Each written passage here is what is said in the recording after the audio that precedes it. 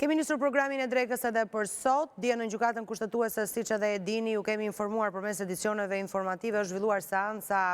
për zonat e mbrojtura, një nga çështjet për të cilën është kujdesur në mënyrë të veçantë, përveç deputetëve të tjerë, zonja Ina Zhupa, deputete e Partisë Demokratike, me cilën do të zhvilloj tani një bisedë të drejtë për drejtë live nga Kuvendi i Shqipërisë ku ajo ndodhet. E kemi rrëmbyer për pak çaste nga puna e saj, drejtimi i komisionit, i cili ka patur sot dhe ka besoj ende një agent të ngjeshur. Megjithatë, zonja Zhupa është me ne në këtë bisedë për të folur edhe për agjendën e punimeve të komisionit për edukim dhe mjetet të informimit publik. Përshëndetje, zonja Zhupa, kënaqësi të jemi së bashku në këtë bashkëbisedim. Përshëndetje, është gjithmonë kënaqësi biseda me ty, Ola, dhe në News 24. Ju keni sot, siç thash, një agent të ngjeshur, e kam fjalën për punimet e komisionit që drejtoni, apo jo? Po, ne sot kemi një diskutim në lidhje me projektligjin për disa ndryshime në ligjin e sportit, që është me shumë rëndësi dhe që has në fakt kundërshtimin tonë si opozit, por edhe kundërshtimin e federatave në Shqipëri, Federatës Shqiptare të futbollit, Federatës së sportit parauniversitar, Federatës së sportit shkollor dhe shumë federatave tjera, sepse është Ola një ligj edhe ky, një ligj nga këta me porosi, një ligj i bërë për Fidelyllin, një ligj që jep gjithë kompetencat Kokshit, një ligj që jep gjithë paratë dhe financimet Kokshit, dhe mbi të gjitha paradoksi i madh dhe diskutimi i ashpër që edhe unë kisha është duke krijuar për herë të parë në fakt e futur në ligj atë që do të jetë kasi shqiptar, pra ky Këshilli i Arbitrazhit Sportiv, gjykata sportive po them, dhe këtë duan që ta krijojë dhe ta ketë në tutelën e vet për të zgjedhur arbitrazhin, arbitrat edhe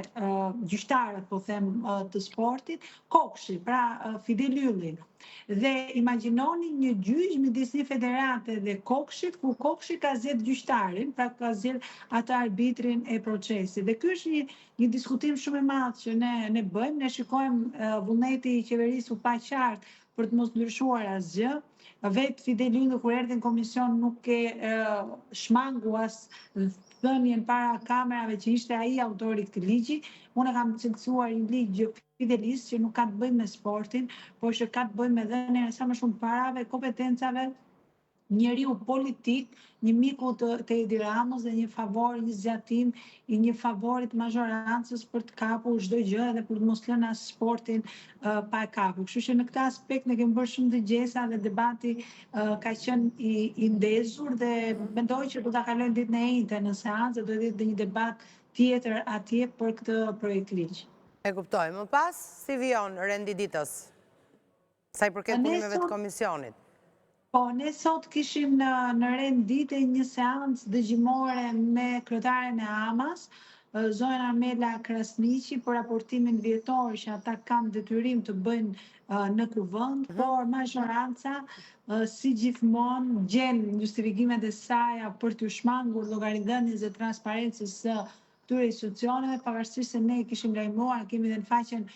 zyrtare të Kuvendit, duket që nuk do ta zhvillojmë dot për shkak të mos prezencës së deputetëve të mazhorancës dhe mos arritjes të quorumit për ta bërë këtë. Megjithatë ne këtu jemi, ne jemi gjithmonë të gatshëm për të qenë prezente dhe për të funksionuar parlamentarizmi, ndryshe nga mazhoranca që të tjera thot në seancë plenare dhe të tjera bën praktikisht me sjelljen e saj në çdo komision dhe komisioni jonë nuk bën përjashtim. Javën e kaluar ka që Komisioni i Ligjeve që ka pamundsuar votimin e këtij projekt ligji që unë flas të sportit, këtë javë jemi ne, pra duket që deputetët që nuk do të rizgjidhen dhe njëherë në legjislaturën e ardhshme të parlamentit, deputetët socialistë, duket se kanë braktisur detyrën e tyre para kohe, edhe pse kushtetuta dhe ligji i detyrojnë që të jenë aktiv deri në momentin që mbyllet përfundimisht sesioni, biles praktikisht edhe kur mbyllet sesioni ata vazhdojnë të jenë deputet derisa e merr mandatin në 8 shtator legjislatura e re, por kjo është çështje përgjegjësie që ne nuk japim dot tonën atyre, ata kanë të vetën që e kanë mungesë dhe ne kemi përgjegjësinë tonë, që kemi përgjegjësi në raport me publikun. E kuptoj. Zonja Zhupa, dihet siç unë edhe